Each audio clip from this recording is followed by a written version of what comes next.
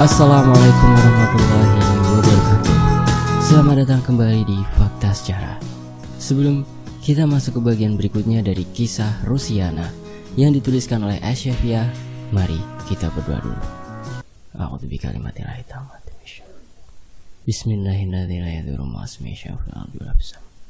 Wa huwas samiul alim. Allahumma shalli ala sayyidina Muhammad. Ini dia bagian berikutnya, Rusia.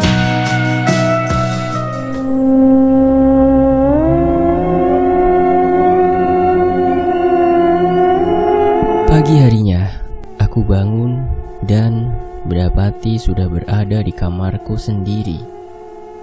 Kudengar ibu sedang berbicara dengan beberapa orang di depan toko, tepatnya di bawah pohon ceri di halaman samping rumah. Terdengar suara Vita yang menanyakan kabar dariku pagi itu. "Erin sakit kah, Bude?" "Iya, badannya panas dingin," jawab ibu. "Fitri kayaknya juga sakit parah itu," sahut Dedes asal. Suara langkah kaki mulai mendekat ke arah kamar tempatku berada saat itu. "Rin, pakai sakit segala. Nggak keren kalau kamu sakit tuh," kata Susi yang langsung memasuki kamar lalu duduk di sisiku yang sedang tertidur lemah. "Kamu pikir aku setan apa? Nggak boleh sakit," jawabku dengan nada malas, lalu membenamkan wajah di balik bantal. "Terus kamu di sini mau ngapain sih?" tanyaku pada Susi, lalu bangkit hendak berganti pakaian kerja. "Mau memberi kamu semangat lah," jawab Susi cepat dengan semangatnya. Sesudah berganti seragam kerja, kami berdua berjalan beriringan menuju depan rumah. Ibu yang melihatku sudah mengenakan seragam kerja langsung melototkan kedua matanya. "Udah sana kerja, gak bisa disayang-sayang kamu kok. Udah sakit masih memaksa berangkat kerja saja." Dan setelah memberikan alasan jika tidak berangkat pagi itu, maka sebagian pekerja yang satu tim denganku tidak akan bekerja. Karena saat itu, posisiku adalah ketua kelompok dalam satu regu. Jadi keputusan pekerjaan yang akan dilaksanakan tergantung pada keputusanku nantinya. Sambil memanasi motor Vario putihku, kulangkahkan kaki ke dalam toko, lalu mengambil 2 kotak susu favorit. Dan sebuah teriakan keras di pagi hari membuat semua orang yang sedang berkumpul di depan rumah memandang ke arah asal suara teriakan keras tersebut. Bahkan aku sampai berhenti sejenak menyedot susu kotak yang sedang kupegang karena terkejut. "Semua orang tahu jika cara meninggalku tidaklah wajar." Seluruh mata memandang ke arah sumber suara tersebut yang berasal dari rumah Fitri. Dan betapa terkejutnya kami pagi itu manakala melihat Fitri yang bertingkah laku aneh, layaknya orang yang sedang kesurupan. "Aku tidak terima, kasihan ibuku. Pokoknya aku akan bawa orang yang membuatku seperti ini."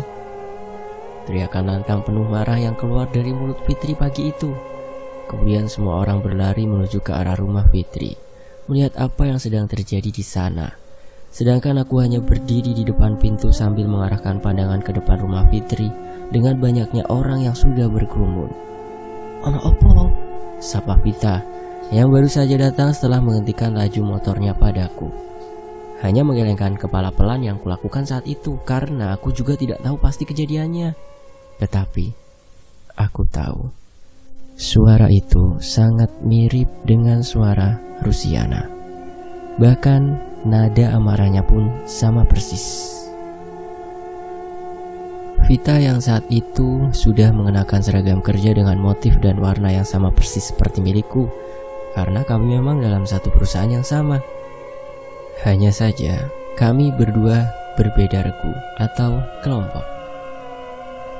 Tanpa menunggu persetujuan, Vita langsung menarik pergelangan tanganku, lalu bergegas menuju ke depan rumah Fitri. Di sana, tubuh Fitri sedang ditahan oleh beberapa pria, karena jika tidak, Fitri bisa melukai dirinya sendiri. Wah, kesurupan yang sangat luar biasa. Di kedua lengan dan pipinya terdapat beberapa luka bekas cakaran dengan darah yang sudah mengering. Kedua bola mata yang menyisakan warna putih, terus memperhatikan satu persatu orang yang sedang berkerumun di depan rumahnya. Beberapa orang yang menahan tubuh Fitri sempat kewalahan saat itu. Padahal postur tubuh Fitri tergolong kecil dengan bobot sekitar 45 kilo. Semua mata yang melihat kejadian itu merasakan kengerian tersendiri. Apalagi saat tubuh Fitri digotong dengan paksa memasuki rumah. Ia mencoba melukai seseorang yang sedang menahan bagian punggungnya dengan cara menggigit jari orang tersebut. Lek Marni, ibu Fitri nampak syok dengan apa yang dialami putrinya. Wanita parubaya tersebut terus memanggil-manggil nama putrinya sambil menangis terseduh. Fitri, eleng dok, eleng. Namun yang terjadi justru sebaliknya. Bukannya sadar, Fitri makin kalap tak karuan. Semua yang dijangkau oleh kakinya ia tendang sekuat tenaga, dan kami hanya bisa melihat sambil menahan ngilu di hati. Atau lebih tepatnya merasa kasihan atau takut. Belum sampai di situ, kemudian Fitri mengacak-acak rambutnya lalu menjambak puluhan rambut yang terlepas dari kulit kepalanya. Ujung kepalaku sampai ikutan berkedut karena rasa ngilu yang menjalar pada tubuhku kala melihat tingkah Fitri. Hampir saja aku pingsan di tempat karena dibuat Fitri saat itu. Setelah ia menjambak rambutnya sendiri, Fitri yang melihat kehadiran diriku tertawa keras dengan wajah menyeringai, lalu berjalan gontai ke tempatku yang terpana melihatnya.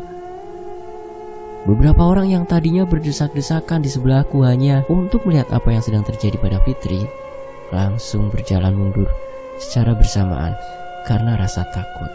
Sedangkan aku hanya bisa berdiri mematung. Fitri mencengkeram erat kedua pundakku sambil tertawa menyeringai. Ia berkata, "Tolong aku ya. Setelah berkata itu, ia kembali tertawa keras sambil memutar-mutarkan badannya. Beruntung ada Susi yang tidak meninggalkan diriku saat itu. Ia dengan sigap menopang tubuhku yang akan terjatuh.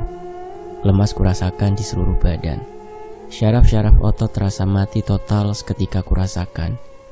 Sebelum beranjak pergi dari rumah Fitri, pergelangan tanganku kembali dicengkeram oleh Fitri. Saat itu ia sambil berbisik pelan pada telinga sebelah kananku, Ari. Ya, setelah itu ia kembali menari-nari sambil tertawa, menggoyangkan pergelangan tanganku. Vita yang melihat itu tidak tinggal diam.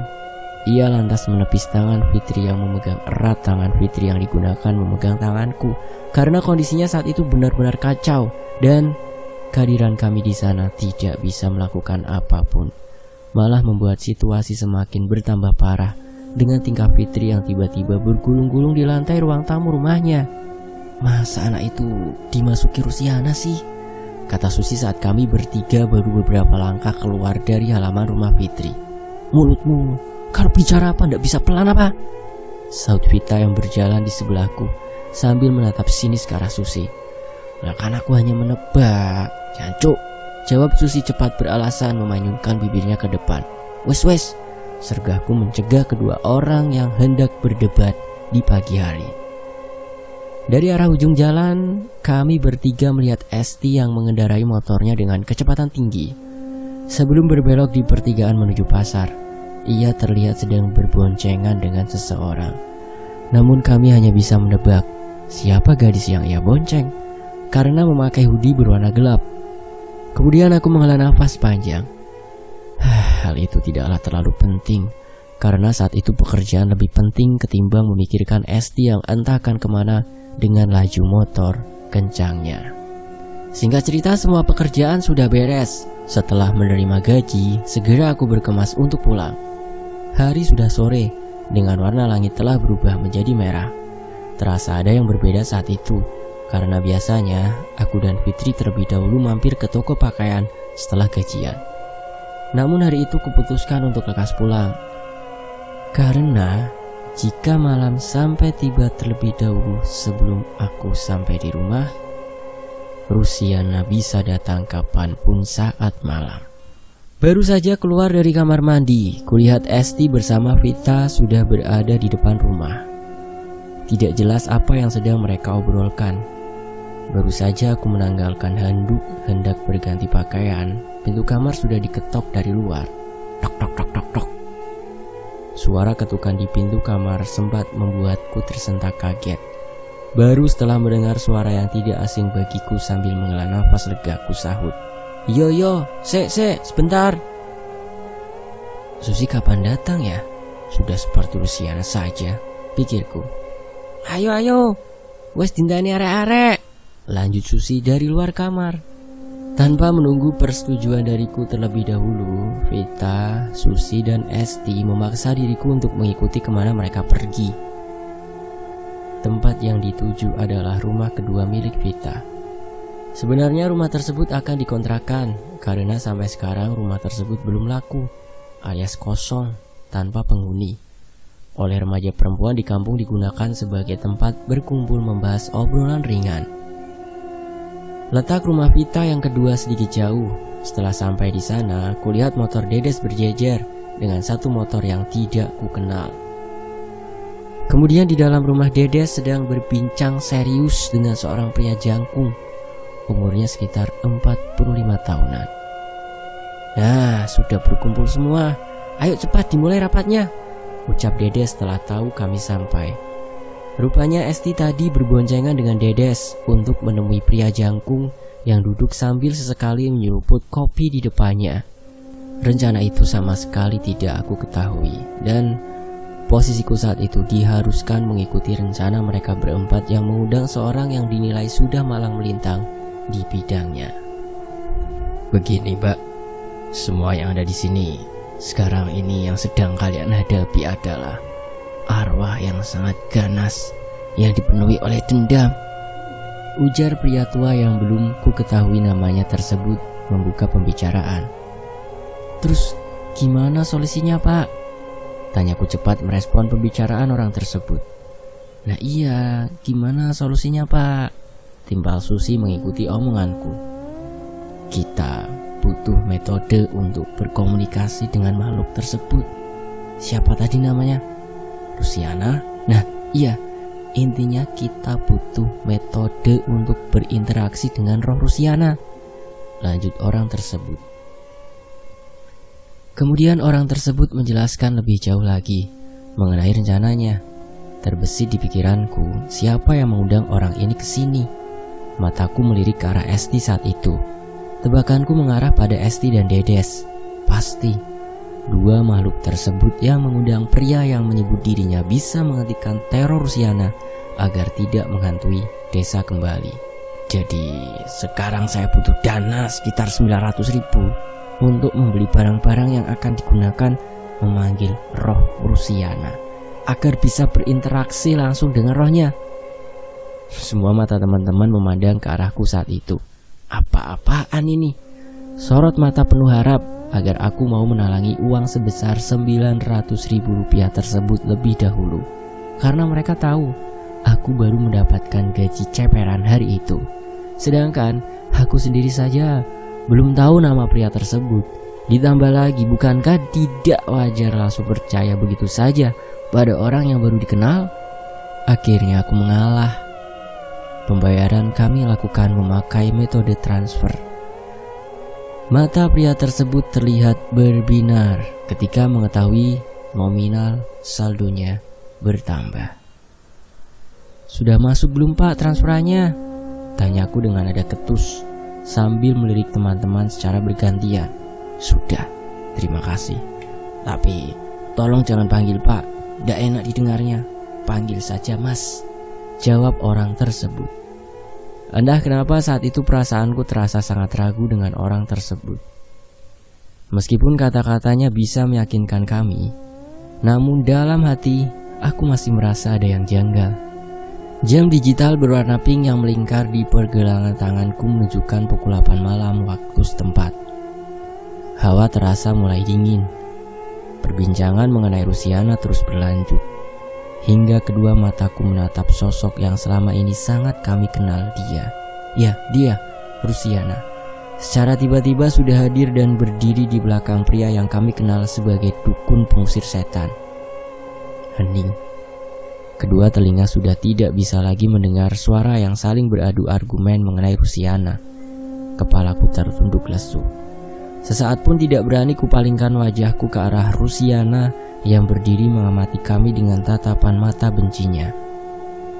Badan terasa bergetar dengan sendirinya, seakan sedang mengalami kehampaan di tengah keramaian yang kualami saat itu. Sampai akhirnya Susi berteriak keras sambil menunjuk ke arah belakang si dukun. "Loh, itu kan Rus!" teriaknya lantang sambil terkejut. Bodohnya lagi, Esti malah menimpali omongan Susi. "Duh, iyo!" Semua orang yang berada di sana terkejut seketika dengan adanya Rusiana yang sudah hadir secara tiba-tiba. Dapat dipastikan beberapa saat kemudian, kami berhamburan lari keluar rumah secara serempak dengan pontang-panting. Kami berempat lari sejauh mungkin dan sekitarnya sudah aman. Kami pun berhenti untuk melepas lelah. "Jancok!" teriak Esti, membuat kami bertiga melihat ke arahnya. "Kenapa kita lari?" lanjut Esti dengan menyeka keringat di dahinya. "Lah iya, kan sudah ada dukunnya. Ngapain kita lari? Bukannya yang dicari Rusiana?" Vita menimpali. "Dukunnya saja ikut lari, sialan," umbatku geram sambil mengatur nafas yang tersengal akibat berlari. "Wes, angel wes, hilang duitmu Rin," kata Susi kemudian. "Ah, taek," umpatku meluapkan kekesalan. Dalam hati saat itu aku benar-benar marah. Ku kutuk mereka dengan sumpah serapah karena uang hasil kerja ceperan beserta lemburan hilang dalam sekejap mata begitu saja. "Tintin!" suara klakson motor yang melaju ke arah kami berlima saat itu. Dan kalian tahu siapa yang menaiki motor tersebut? Dia adalah Ari. Nama yang Fitri bisikan padaku tadi pagi sewaktu dia kesurupan. Lebih terkejutnya lagi saat kami berlima melihat Ari dengan wajah pucat, dengan rona mimik panik, tengah membonceng pocongan. Pocong Rusiana duduk menyamping di jok belakang motor yang Ari kendarai malam itu. Buar, bagai disambar petir tengah malam, kami berlima yang melongo dengan kejadian janggal yang terlihat oleh mata langsung berteriak histeris secara bersamaan. "Ah!" Sambil berteriak-teriak seperti orang kesetanan, kami kembali berlari pontang-panting, tak karuan arahnya. Tadi saat kami terpaku oleh pemandangan Ari yang membonceng pocong Rusiana, setelah melewati dan jaraknya tidak terlalu jauh, tiba-tiba pocong Rusiana secara mendadak menoleh ke arah kami. Anehnya lagi, pocong tersebut tengah tersenyum menyeringai pada kami berlima. Satu kejadian yang tidak pernah terkira olehku adalah ketika Rusiana menuntut balas atas kematiannya. Benar kata sebagian orang, jika arwah tidak bisa menyentuh atau bahkan membunuh manusia secara langsung. Namun Rusiana terus menampakkan wujud seramnya pada mereka yang telah membunuhnya. Rasa takut bercampur rasa bersalah atas kematian Rusiana membuat mereka terus-menerus dihantui Rusiana yang datang meminta pertanggungjawaban. Malam itu kami berlima lari kalang kabut tak karuan arahnya. Perasaan kalut bercampur ketakutan memaksa kami untuk melangkah kaki kembali lebih cepat dari sebelumnya. Lelah, letih, bahkan kedua kakiku terasa berat untuk melanjutkan langkah. Ditambah lagi saat itu, aku hanya bersama Esti, sedangkan 3 orang temanku terpisah entah kemana. Keadaan semakin parah ketika kami berdua sadar jika sudah terlalu dalam memasuki jalan setapak menuju arah pegunungan. Entah untuk yang keberapa kalinya, kami berdua berbelok menyusuri jalan setapak di tengah gelapnya malam. Esti menepuk pundak sebelah kananku. Ia memberi isyarat untuk istirahat sejenak. Lagi pula, kami sudah berada di tengah-tengah kebun pepaya. Perasaan was-was masih terus takut jika Rusiana datang kembali. Kami berdua terpaksa duduk di rerumputan sebelah kebun sambil menselonjorkan kaki yang capek agar tidak kram. Berkali-kali terus kupijit betis yang terasa mulai keras. Lamat-lamat dari kejauhan terdengar beberapa orang sedang berbincang. Karena jauh, suara 2 orang tersebut tidak terlalu jelas terdengar. "Es, kamu denger gak?" Tanyaku membuka percakapan di sela-sela kesibukan kami yang terus memijit betis masing-masing. Seperti suara anak laki-laki dan perempuan ya, jawab Esti menghentikan tangannya. Lalu mulai menajamkan pendengarannya. Mau seorang panen pepaya? Gendeng, nek endi ana uang panen kates mengi-mengi, ra ono kan? Jawab Esti. Awalnya kami berdua seperti mendapatkan angin harapan untuk keluar dari tengah ladang pepaya. Namun yang terjadi justru sebaliknya. Ayo cepet kita samperin. Siapa tahu dia kenal dengan kita, ajak Esti mulai berdiri lebih dahulu. Suara dari orang itu harapan kami satu-satunya, karena kami berdua tersasar dalam gelap di tengah ladang pepaya. Semakin lama suara dua orang tersebut semakin jelas. Langkah kaki yang tadinya gontai dan sempat kembali bersemangat untuk menyambut harapan agar kami bisa pulang membuahkan hasil yang sia-sia, ya walaupun seperti itu. Semakin kami berdua mendekat, suara dua orang yang berbeda jenis tersebut berubah menjadi suara desahan dan erangan kenikmatan. Dek, jantungku seperti berhenti berdetak saat itu juga. Yang tadinya kami kira adalah dewa penyelamat, ternyata adalah sepasang orang mesum yang melakukan persetubuhan di tengah ladang pepaya. Langkah kaki langsung terhenti saat itu. Tidak ada niatan lagi untuk lebih mendekat ke arah dua orang yang belum kami kenal. Aku dan Esti saling melempar pandangan heran. Dari wajah kami saat itu muncul rasa penyesalan seketika. Wong kentu cuk. Umpatku lirih saat bertatapan dengan Esti. Sedangkan Esti malah terkekeh sambil menjawab, asu tenan kok, lalu melengos. Memang dasarnya Esti bukannya menjauh dari sana waktu itu. Dia malah menuruti rasa penasarannya pada dua orang yang sedang melakukan hohohihe di bawah pohon waru. Awalnya ku tepis keras tangan Esti yang mengajak untuk melihat siapa dia orang yang main tersebut. Kami berdua kukuh dengan pendirian masing-masing. Aku yang akan pergi dari sana dan Esti yang ngeyel karena penasaran siapa mereka berdua. Dan akhirnya aku pun mengalah karena Esti bilang jika mengikuti mereka berdua nantinya kami bisa pulang.